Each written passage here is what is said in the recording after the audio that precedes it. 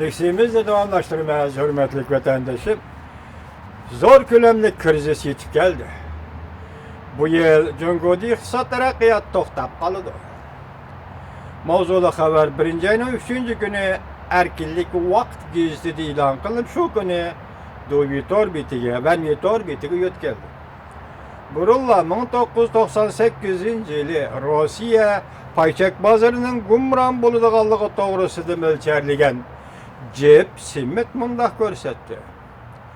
2016-yili Jungo iqtisodiy taraqqiyoti tuyuqsiz to'xtab qoldi.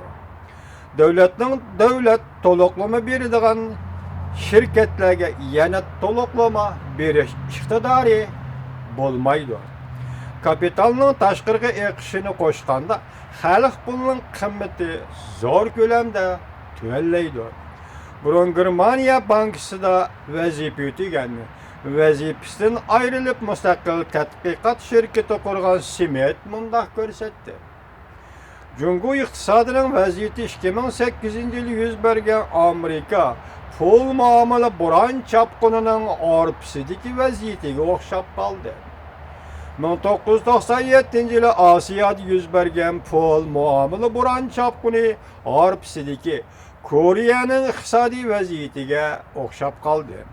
Shunga Jungoning paychak bozori yer sharidagi boshqa paychak bozorlarga solishtirganda texmi tushib ketish besimiga duch keldi.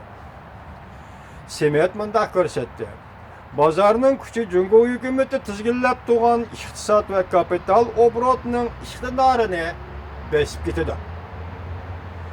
Jungoda bir qanchilgan sanoat tarmoqlari oborot xarakterli krizisga duch kelib, pul va moliya bilan rag'batlantirish tadbirlari unumsiz bo'lib qoldi.